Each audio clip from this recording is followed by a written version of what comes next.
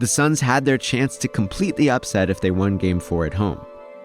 Phoenix trailed by 3 in the closing seconds until Rex caught a high outlet pass like a wide receiver, then buried this contested, one-footed turnaround 3 for overtime. Epic. Epic, epic, epic. Oh, man.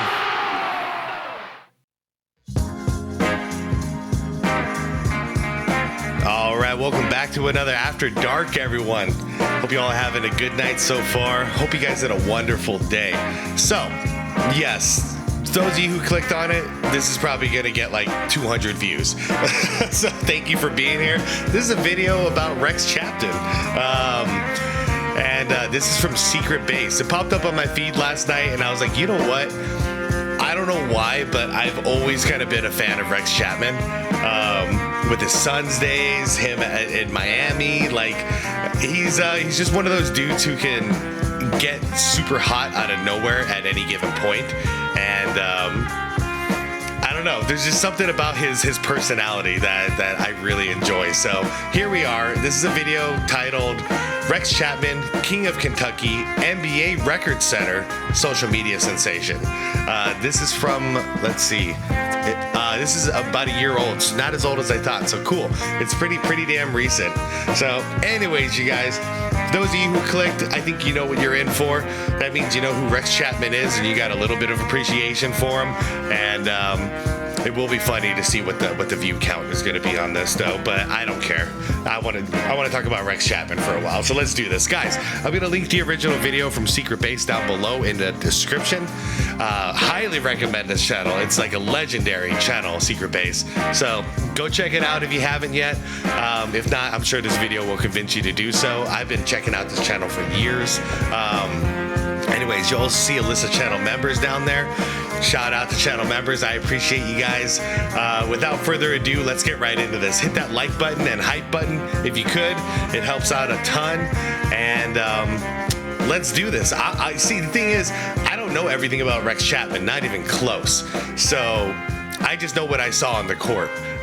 So I'm actually kind of looking forward to this to see, get more of a background on his entire career and who this dude is. So let's go. There is a strong chance that for a significant number of people, the name Rex Chapman calls to mind this stuff. Content. Reposted viral videos of cute animals. Clips of collisions with the caption "blocker charge." What? Maybe that one tweet about Nancy Pelosi. Charity sexy personified? Podcasts. TV. A CNN gig. People have come to know Rex Chapman as a social media personality, a presenter, an influencer. Maybe they vaguely know he used to play in the NBA. I mean, considering I'm not on any social media platforms, like YouTube is the closest to anything like that, I do.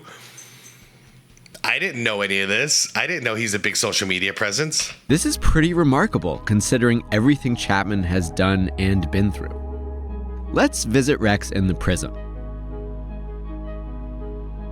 For a period of time, it seemed like Chapman's legacy might be a cautionary tale. Beginning early in his basketball career, Chapman felt the heat of the spotlight and turned to gambling as an outlet. Really? Over time, Chapman suffered a succession of medical problems, many of them requiring surgery, a horrible ankle dislocation, a nerve issue in his foot, and a sudden bout of appendicitis in 2000. On several I had appendicitis. Freshman year high school? No. Sorry, that was a different operation. Like 2004, I think. Occasions, Chapman got prescribed opioids to treat his pain. And Chapman's dependency spread from gambling to pills. His playing career faded. Even after stints in rehab, he kept receiving prescriptions. His second career as an NBA executive never flourished. Chapman made headlines for a scandalous arrest, for the tragedy of a fallen star. With help and with time, Chapman found his way back to recovery. In recovery, he launched a new career and became a celebrity again, on his own terms. Dude, I had no idea about any of this already. 2 minutes in. All new info. Beyond his cheerful social media presence, Chapman has used that attention to speak candidly about his past and tell people about overprescription, addiction, and recovery. He's written op-eds, done podcasts on the subject, and participated in an ESPN documentary. This is a much happier legacy than the alternative, and that's a cause for celebration, a satisfying story all of its own. Okay. In that story's telling, the early parts tend to get kind of flattened. Chapman played basketball. He was a star at Kentucky, then not quite a star in the NBA. That's all true, but it understates a pretty fascinating career, so let's look closer. Rex was the king of Kentucky, although first he was a prince. Rex's father, Wayne Chapman, was... Okay, this could be cool. I don't know anything about his college career either. Born and raised in Owensboro, Kentucky, played college ball at Western Kentucky, played pro ball for the Kentucky Colonels of the ABA, returned to Owensboro to win titles as the coach of Apollo High School, and then coached at Kentucky Wesleyan College. That's a lot of Kentucky. So, in the 80s, when young Rex showed the same promise at the same high school as his dad, the people and press of Kentucky quickly paid him a lot of attention. Being a coach's son invites a stereotype. Especially in the 80s, that phrase conjured the image of a kid, often a white kid, who perhaps didn't possess obvious physical gifts, but had been drilled from infancy in the effort and skills necessary to play tough, wholesome, fundamental basketball. And make no mistake, Rex got all that from his dad. He was smart, a team player, a student of the game, and yes, white and not particularly tall. However, when the basketball watchers of Kentucky watched Rex play basketball, they saw him run fast, dunk hard, pull up from deep, make circus shots around the basket, get into it with opponents, and they thought, hey, this kid is kind of flashy, kind of feisty. He is. Also a natural athlete. Yeah, he's a fireball. Not your average quote-unquote coach's son. By 1986, when he was an award-laden senior at Apollo High, Rex ranked among the hottest recruits in the country, pursued by the mightiest programs. North Carolina coach Dean Smith deputized a recent Tar Heel, a fellow by the name of Michael Jordan, to help recruit Rex on UNC's behalf.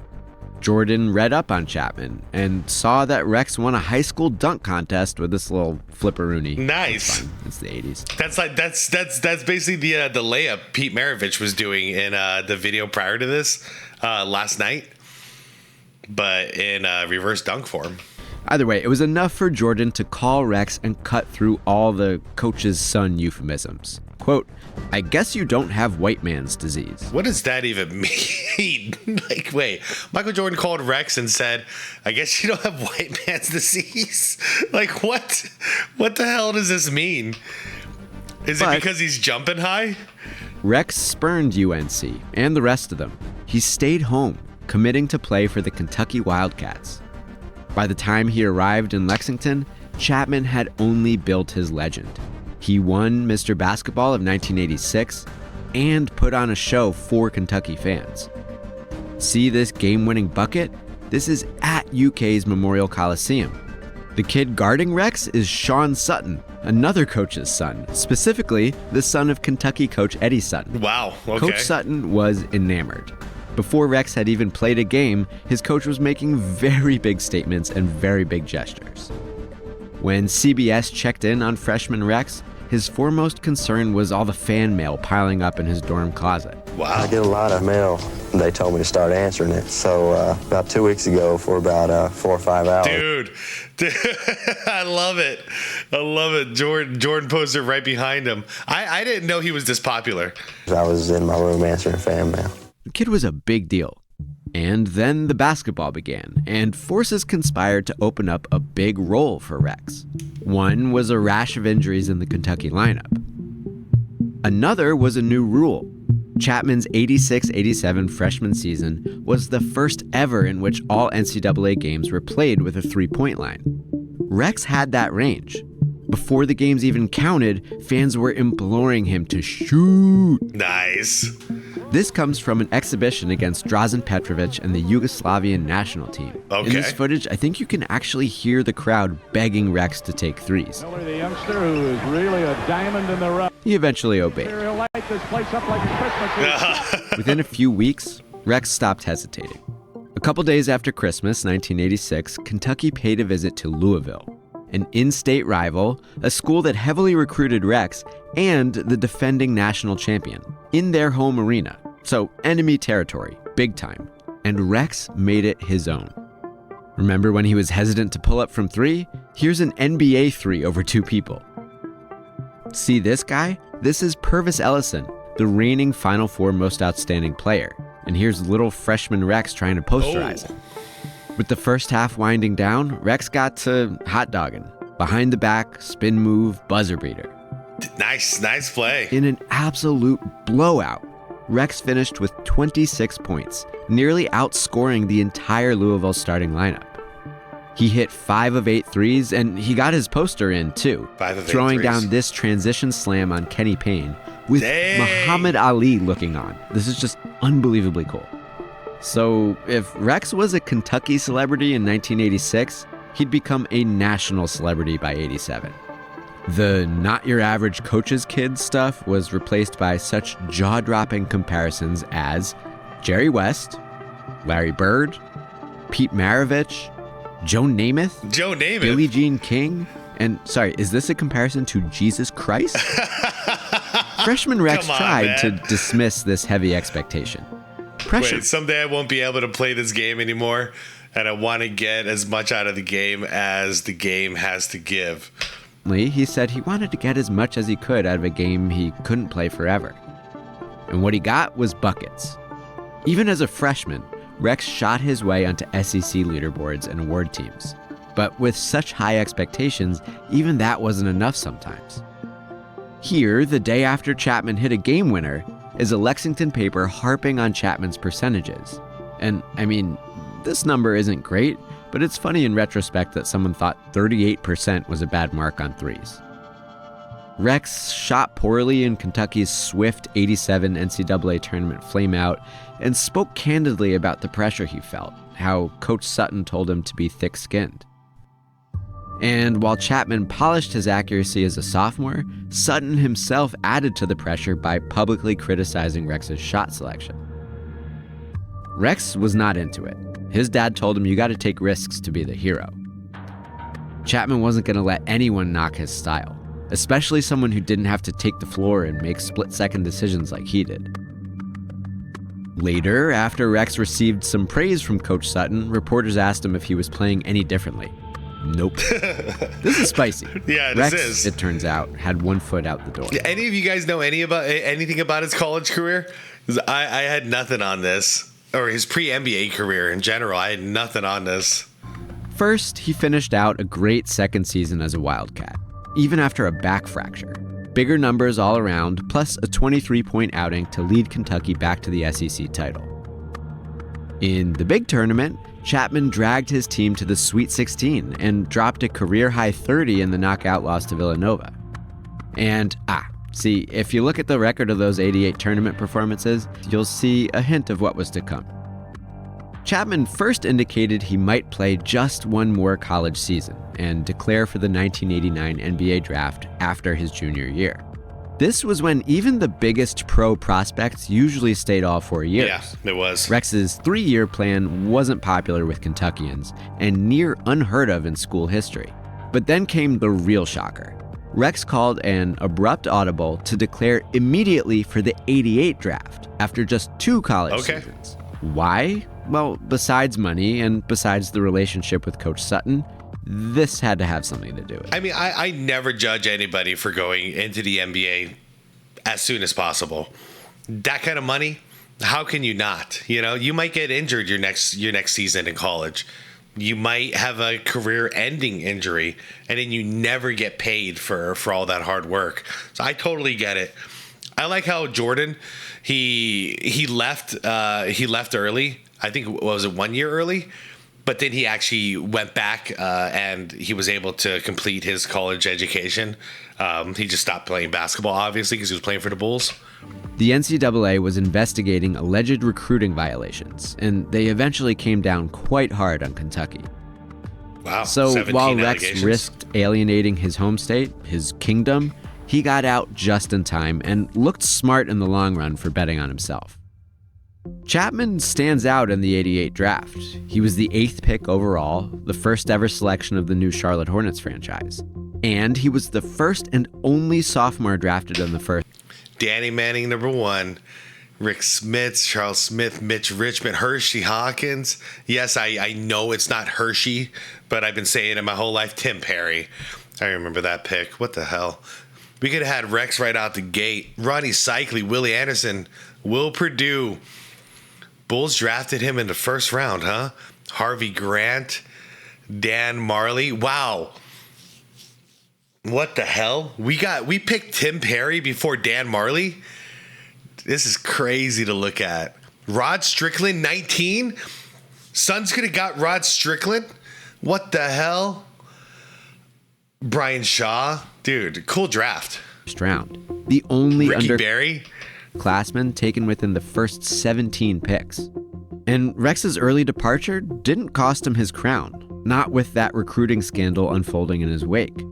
The Hornets scheduled a 1989 exhibition in Lexington, where Rexmania proved to be very much still alive, with a sold-out arena draped in Rex merch. Rex remained the king of Kentucky, and decades later, made Lexington his home. This would be satisfying and probably still true if Rex's pro career was a total bust, but that's not the case. It is true that injuries and their aftermath stopped Chapman short of his potential. In terms of individual and team accomplishment, his is a career of almosts. Chapman was never quite an all-star. The one year he seemed like a strong candidate, 93-94 with the Washington Bullets, his season got cut short by that gruesome ankle injury. Gruesome enough that we're just going to let Dennis Rodman describe it instead of showing you. I didn't feel him land on me, Rodman said, but I heard something pop. It was very audible. I knew it was something bad. Chapman. That's the worst. Any of you guys, current hoopers or former hoopers, that's the worst part about basketball, dude, is just landing on someone else's shoe and then boom, your ankle's done. My left ankle has always been weak because of that. I think the first time I busted it, I was like 7 or 8 years old, you know? And ever since then, anytime I land on someone's shoe with the left, it's over for like a week. Was never quite a contender, often just missing a team's rise. For a time, Rex was the Hornets' all-time leading scorer, but poorly timed injuries made him the odd man out just before Charlotte's first playoff success in 92-93. Rex played one season in Miami right before their rise under Pat Riley, followed by I always thought he was in Miami for longer. I was a big fan of that season he had there, and here with the Suns. 2 years in Phoenix after their deepest. How many? 2? Their rise under Pat Riley, followed by a few years in Phoenix after their deepest postseason runs. Injuries will do that. Teams just wouldn't commit to Rex, so he missed out on some history. But history isn't only greatness. History, for one thing, happens in trends. Like, it wouldn't be long before NBA draft boards were covered in underclassmen, Kentucky underclassmen in particular. And, just like in college, Rex joined the NBA's three-point vanguard. Yeah. Shooting not just a high volume, but a dynamic variety of deep balls. Contested, off balance, and off the bounce. Yeah, I mean, we considered him just a complete wild card because of this. We've never seen anybody just shoot random threes like this. Rex got him up. The dude was not shy. And on that note, history happens in flashes, too. Chapman's connection to Michael Jordan continued after the '88 draft, when they trained together for a few weeks before Rex reported to the Hornets. Awesome. Well, they've been lifelong friends. Well, not lifelong, but they've been friends ever since they met, I believe. But by far, their most compelling interaction came in 1996, when Jordan's stampeding Bulls went 72-10, and Rex caused one of those 10 losses. Yes. On February 23, 1996, the Bulls rolled into Miami with a 48-5 record. They faced a Heat team that was A, pretty bad, and B, only dressing 8 players because they had just made some deadline trades. Wow. Rex was one of those 8, and I didn't even know you can do that in the NBA with 8 players. I mean, you should. You should be able to do it with just 5. That's crazy, though. I can't remember the last time I've seen a lineup in the NBA that there's only 8 active players. Played the game of his life. Yeah, Buried he did. the J over a Michael Jordan closeout. He got hot, man. Snaked Michael off a screen, then drilled the pull-up. Got in Michael's face and not only lived to tell the tale, but finished the job. Up and under in transition. Not only lived to tell the tale, but ended up remaining friends with the guy. Get some, Steve Kerr. Rex Chapman for 3. And the dagger. Yes, absolutely. That could be the nail. 39 points on 17 shots, including Crazy. 9 of 10 Yeah. from Yes. So when I say he was very streaky, like, this is what I'm talking about. Like, but then the very next game, he might shoot 30%. But then he has a game like this, 9 for 10 for threes. You freaking kidding me? downtown in a blowout win over one of the best teams. Talk about A zone. footnote in history is still history. So was this. The closest hell Chapman yeah. came to playoff success was with the tumultuous 97 Suns, who were severely overmatched in a first-round series against the Seattle Supersonics. But in Seattle for Game 1, Chapman piloted a surprise Phoenix victory with 42 points. Oh, I watched this game live, for sure. We were going crazy. Including 9 three-pointers, a playoff record that stood until Klay Thompson broke it 20 years later. And that's not even Rex's most famous performance of that series. The Suns had their chance to completely upset if they won Game 4 at home. Phoenix trailed by 3 in the closing seconds until Rex caught a high outlet pass like a wide receiver, then buried this contested, one-footed turnaround 3 for overtime. Epic. Epic. Oh, man. Even though the Suns lost that game in OT and eventually lost the series, that shot is still just called The shot, yeah. Say that to a Suns fan and they'll know you're talking about Yeah, Rex. we do. And That's is the Rex. point here. Rex Chapman's basketball career is fun to talk about if you look at the right parts. This version of Rex is known best, and the challenges he overcame mean the most. But these versions also hold meaning, and they too are worth knowing. Another great video. Wow. Thank you so much for watching this episode of Prism. Please like and subscribe. All right, And you guys. Oh, dude, John Starks. I'm going to do that one too. That's going to be another low view one, but I don't care. Like, there's a lot about John Starks I don't know as well. And, man, I don't know if I've ever seen any of these Prism series videos from Secret Base. This was really cool. And all I have to say on my way out is I just realized how little I actually knew about Rex Chapman. I thought I knew a little bit about him, but man, I barely had anything. I really just remembered what he did in Miami and what he did in Phoenix. And then, you know, but that was enough. Those maybe 3 seasons, 4 seasons total were enough for me never to forget this guy. So, you know, he was definitely memorable. And if you were, watching Sports Center and stuff back then, it would be like you don't hear about this guy for a week. Then the next thing you know, he's all over the highlights. He got 40 points, shooting like 80%, and probably hit the game-winning shot. It's like, okay, who the hell is this guy? But you don't hear about him for another week, so it's like, huh? It just he wasn't consistent. But anyways, I'll always be like a quiet fan of Rex for sure. And maybe I'm a little biased because what he did here in Phoenix, during a transition period that we were going through. But yeah, I got nothing but respect for the guy. I didn't know about his journey. I didn't know about the medication issue or overuse, abuse, whatever you want to call it, that he went through. And I'm really glad that he is healthy and recovered now. That's really great news. So also it's cool to hear that he was like a legend in college and his father was a coach, and you watched it with me. That was a lot of cool stuff. Anyways, let me know what you think. Do you guys want me to do the John Starks one for anybody who's here?